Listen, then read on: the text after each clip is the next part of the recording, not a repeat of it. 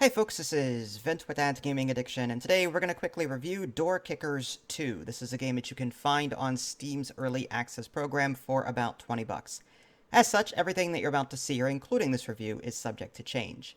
So, what is Door Kickers 2? Well, this is a tactical top-down planner where you're going to be dragging people around the map trying to complete your current objective. And when I say drag them around the map, I'm saying that in the loosest terms possible. There is a tactical pause in this game, so you can play time or pause time as you see fit, and you'll be dragging dotted lines from where they are currently standing to wherever you want to put them. While you're doing that, you can also say right click and point north or point east, and they will face that direction at that point in the line. So whenever you play time, you can send them on their merry way, and then halfway to their destination, you can have them point north and sort of strafe. So that's really cool. Like, a lot of other games that I've played of this type have been too confusing for me, especially when you start involving timelines and the game only operates in 7-second segments, so you have to time this and then trying to get this guy to sync up with this guy and then they act at the same time. That was difficult for me to wrap my head around, just the overall controls of games like that. Door Kickers 2, on the other hand, there are no timelines, and I'm so glad that there's a more simplistic approach to this.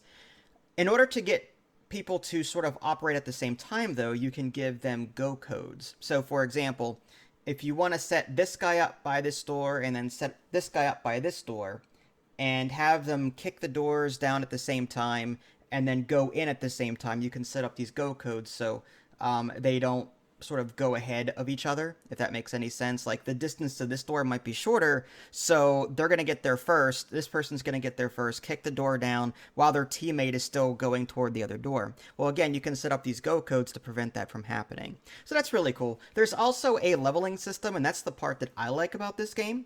At the moment, there are missions and a mission generator. There's also an editor, which I have not tried. But with the missions and the one-off random things that you can create, there doesn't seem to be any permadeath, at least as far as I can tell. I did test it by sending 2 people into a mission, killing one purposely, and then completing the mission, and I still have that same character. So I don't think permadeath is a thing yet. I don't know if they're going to be adding that at some point in time. But the more you use a particular squad member, the more they level up and the more powerful they become, which is really cool. For example, they've got like marksmanship abilities, assault shooting, field skills, melee, physical, and as they level up, they'll be earning these points automatically into these different categories. So that's really neat. I like that. You can also purchase equipment for them. For example, there's the assault class where you can get a rifle, a pistol, various types of vests, 2 pieces of equipment like, say, flashbangs or grenades. You can even get like a spy camera.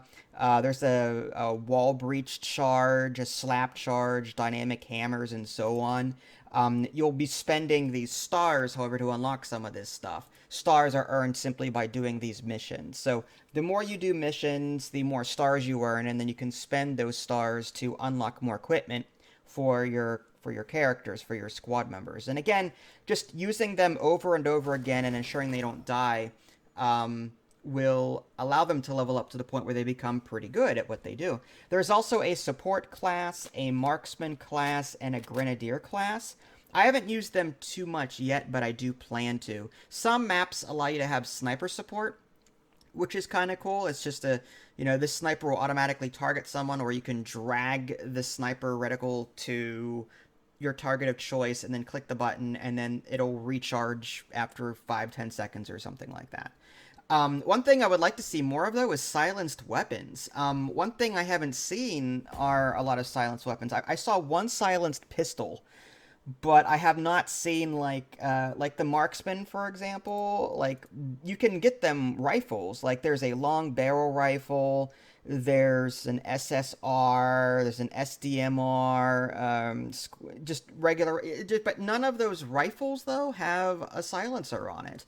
You would think some kind of marksman class would have a silencer ability. I don't know.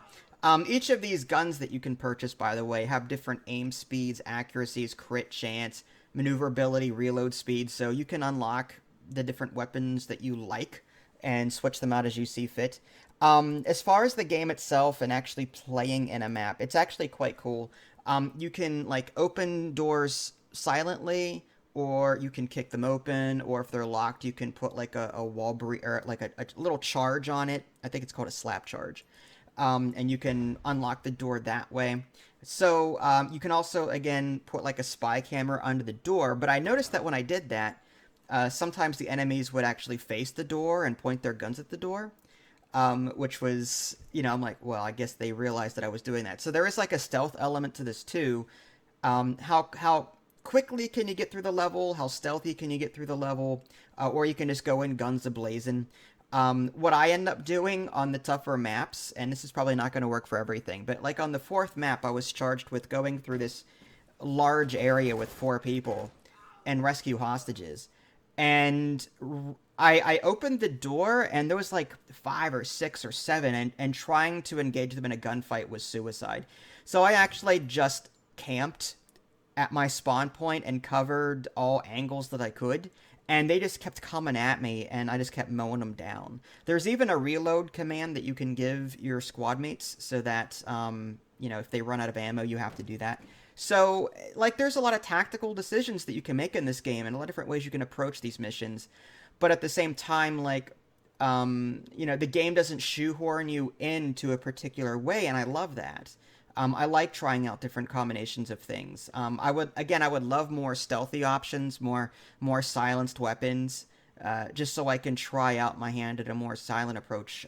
The way I've been playing it right now has just been flashbang, flashbang, flashbang, go in, flashbang, flashbang. Just basically lighting up the entire map as much as possible, just to stun everyone and get in there and do my thing.